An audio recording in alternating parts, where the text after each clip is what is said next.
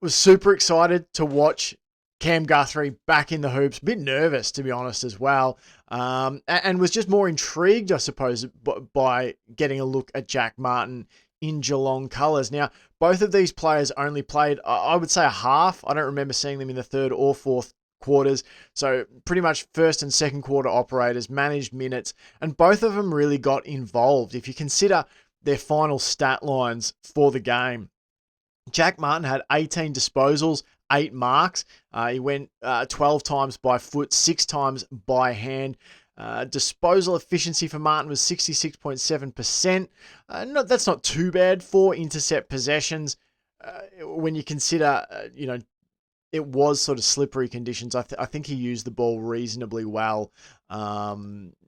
Did Jack Martin. Cam Guthrie, if we have a look at him, now, he had 11 disposals, 3 marks, kicked a goal, a really lovely running goal, and he went at 90.9% disposal efficiency.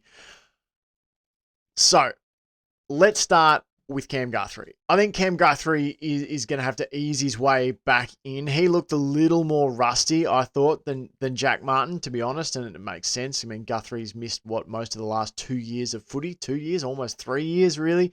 2.5? We'll call it 2.5.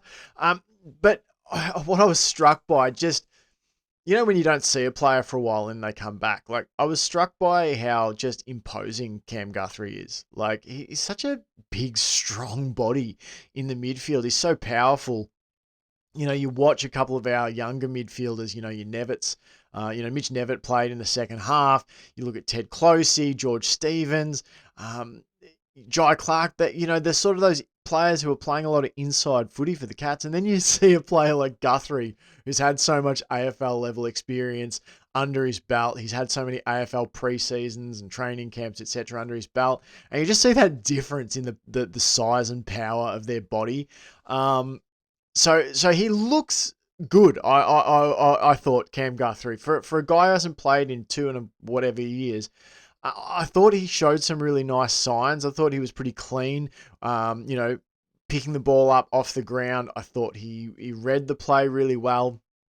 I'll come to it with Jack Martin as well, but that thing that I think a lot of our young midfielders in the VFL don't understand at the moment, the work rate to stay involved in a passage of play. Like, I thought both Guthrie and Martin, their first move after they've got rid of a hand pass or a kick, their next move is to try and get in position to get the ball again. I think it's something that Bailey Smith is doing really, really well in the AFL.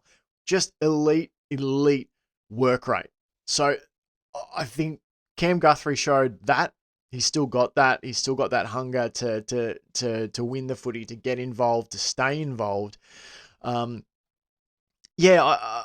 thought, honestly, I wasn't sure how he'd look after so long out. And to be honest, he appeared to be moving and playing better than I probably could have hoped. To be honest, like, I don't think he looks that far off it. Like, I guess I was worried, has he lost a bit of touch on his, disposal and on his ability to read the play? None of that seems diminished to me. It looks like for Cam Guthrie, it'll be simply a matter of, I say simply, but the hard graft of getting back up to that AFL level of, running out games and that sort of thing. He only played a half here, but signs to like. And I think if he gets back, I think it's easy to forget how good Cam Guthrie was. Like, I think if he gets healthy, he will automatically bump someone out of the side, someone who has been getting games week in, week out. And I don't know who it is. I don't know, maybe a Jack Bowes, might have to come out to make way for Cam Guthrie, as a for instance. But yeah, really optimistic. Obviously, we've got to sort of couch it all in, he's got to stay healthy. And that's been the biggest issue. It's never been a form drop-off that's led to Cam Guthrie's absence. It's been health and wellness. But yeah, from a footy perspective, I don't think he's lost anything. He looked good, and it was so good to see him run through the paint of 50 and kick the goal that he got on the run. the other night, and just his work rate I thought was a good example for some of those younger players in the midfield. Let's talk about Jack Martin though. First game in the hoops. I think if he plays the full game, he's probably Geelong's best on ground potentially. He looked so clean in wet conditions. He was a player who was able to gather the ball really easily off the slippery turf. He was marking the ball, reading the ball exceptionally. He had 4 intercept possessions. As I said, 8 marks. Obviously more involved in the outside game, 13 uncontested possessions to 5 contested possessions.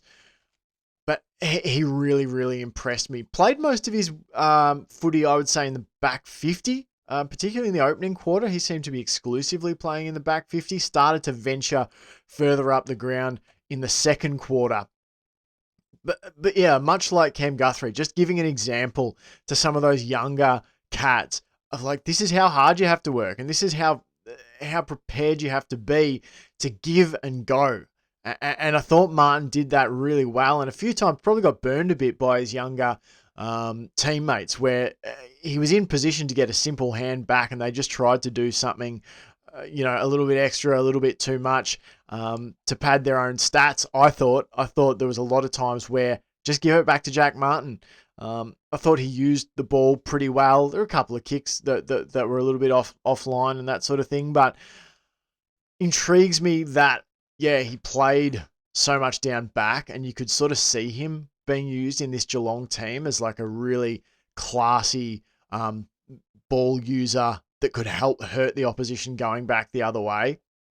I think that could really fit with how Geelong like to counter-attack off the back line. So, good game. A big tick for me for Jack Martin. I thought he looked good. He moved well. He executed most of his footy skills really well.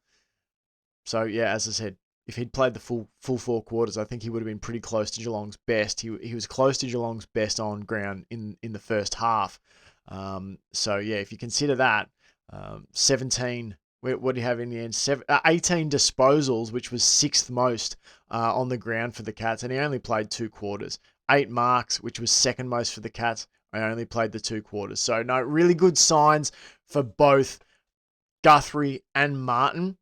I think Guthrie's an auto selection if he's healthy. If he can stay healthy and put together a good few weeks of VFL footy, then I think he'll find himself back in the AFL lineup pretty quickly. I just think a player of his ability and class and his track record at the Cats, I don't think, I could be wrong, but to me, it doesn't look like he's lost much physically, which is amazing despite being out for so long.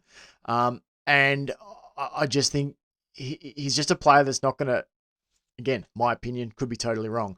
Doesn't look like a player that's going to toil, half a season in the VFL to have to earn back his spot. I think if he's healthy and ready to go from that point of view, I think he's an auto pick. I think Geelong will find a spot for him straight back in. Jack Martin is an interesting one. I don't know who would be bounced out of the current Geelong lineup. I suppose it depends where they want to play him. Really, do they see a role for him in the back 50 for this Geelong team, or off halfback or something like that in the AFL side of things?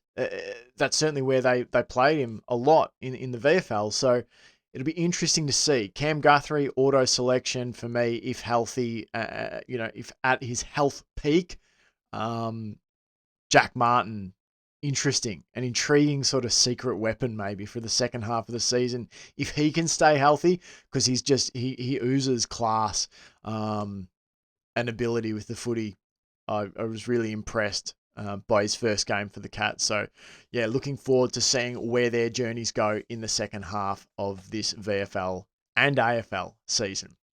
All right, I'm going to go now talk about Patrick Rechko, Ted Closey, George Stevens, Jay Polkinghorne, Ollie Wiltshire, and perhaps some others exclusively for the Hoops Crew Patreon subscribers. So if you want the full version of this episode, go on over, sign up for a 7-day free trial on the Hoops Crew Patreon, and check out the VFL coverage there. We drop it weekly, and we'd love to see you over there.